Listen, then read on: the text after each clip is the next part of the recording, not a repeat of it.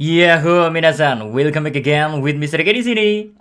Hype anime One Piece episode 1015 rasanya bakalan sulit banget buat dilupain karena khususnya bagi fans One Piece yang tahu kalau animenya jelas gak mungkin bisa nyaingin anime musiman. Secara One Piece harus rilis setiap minggunya sehingga ngebuat waktu produksi menjadi sangat sedikit. Tapi menariknya belakangan ini kita udah beberapa kali dikejutkan oleh animenya karena tiba-tiba aja melonjaknya kualitas animasi yang terkadang bisa terasa seperti layaknya sebuah movie.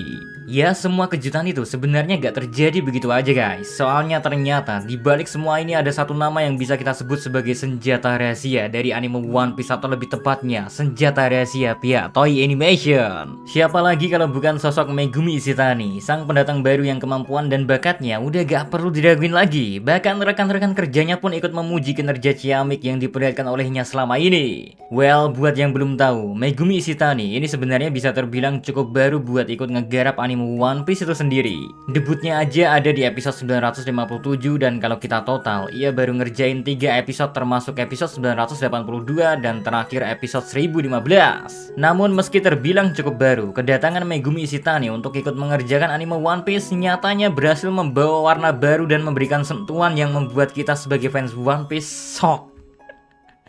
Karena ternyata anime One Piece bisa dibawa sampai ke level animasi high level yang mampu bersaing dengan animasi Madhouse maupun Ufotable.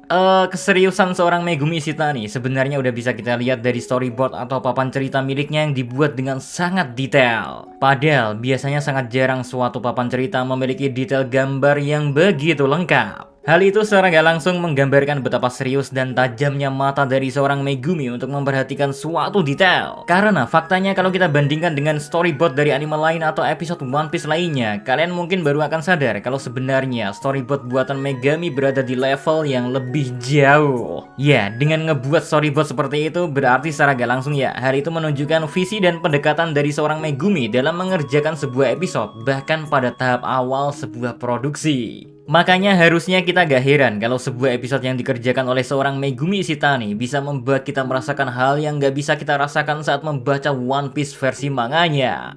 Karena pada dasarnya hal itulah yang harusnya menjadi alasan mengapa seseorang masih menonton sebuah anime meski ia udah tahu cerita dari serial itu. Perbedaan media yang ditawarkan oleh manga dan sebuah animasi tentu memiliki daya tariknya masing-masing, dan hal itulah yang sangat dimengerti oleh Megumi Ishitani. Dimana dia sendiri saat memutuskan untuk menjadi seorang sutradara memiliki sebuah mimpi atau tujuan untuk membuat sebuah animasi yang bisa menarik penonton secara visual maupun emosional. Sehingga pada akhirnya baik orang itu mengerti atau tidak dengan apa yang sebenarnya sedang terjadi, namun orang itu tetap bisa menikmati dan ikut terbawa ke dalam cerita tersebut. Ya, dalam kata lain simpelnya, Megumi Ishitani ingin ngebuat sebuah karya yang mana meski orang itu baru aja ngikutin karyanya, akan tetapi mereka tetap bakalan bisa enjoy walau gak tahu cerita sebelumnya. Alhasil seperti yang kita tahu, semua karya buatannya hingga sampai saat ini jauh dari yang namanya kegagalan. Karena dalam setiap episodenya, Megumi selalu bisa memvisualisasikan apa yang ada di manga menjadi sebuah adegan yang luar biasa, di luar ekspektasi lah.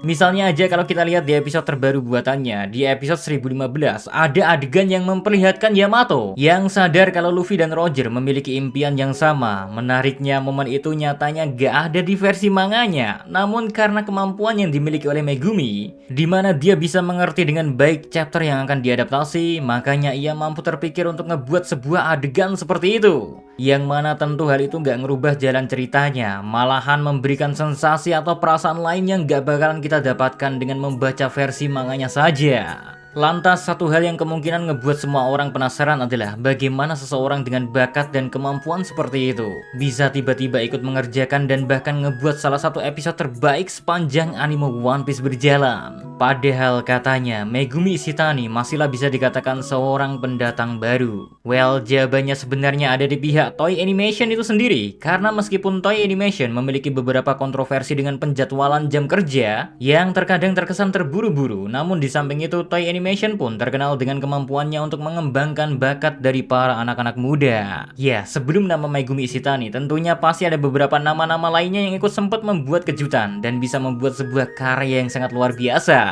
Karena bahkan dari pihak komunitas animasi pun mereka semua mengakui kalau Toei Animation gak pernah kekurangan talenta-talenta mudanya. Hanya saja mungkin kita yang gak terlalu sadar dengan beberapa pendatang baru atau bahkan yang udah malang melintang, namun kita gak tahu kalau mereka semua sempat memulai karirnya di Toei Animation. Nah, maka dari itu kita gak boleh lupa kalau Toei Animation masih menjadi dan akan terus menjadi salah satu studio animasi terbesar di Jepang. Yang tentunya para pendatang baru itu gak langsung diberikan proyek-proyek besar dan ambisius, namun akan diberikan kesempatan sedikit demi sedikit hingga akhirnya mereka bisa membuktikan diri, lalu barulah diberikan kesempatan untuk mengembangkan diri di proyek yang lebih besar. Dan hal itu juga lah yang dirasakan oleh Megumi Ishitani, di mana setelah kelulusannya dari salah satu universitas terpandang di Jepang yaitu Tokyo University of Arts, di sana semasa kuliah, dia membuat beberapa karya seperti film animasi pendek, yang mana karyanya itu juga bisa kita lihat di YouTube saat ini juga. Pokoknya buat yang penasaran dan pengen lihat karya-karya awal buatannya Megumi Ishitani, tinggal ketik aja "Oh Dear Megumi Ishitani" atau "Secrets on My Mind Megumi Ishitani", dimana dari situ kita bisa tahu bahwa sejak dulu orang bernama Megumi Ishitani ini emang memiliki bakat yang mana ia bisa menyampaikan suatu emosi yang sangat berkesan melalui setiap karya yang dia buat. Sehingga karena film animasi pendek buatannya itu juga, akhirnya Megumi Ishitani mendapatkan kesempatan untuk masuk ke Toei Animation.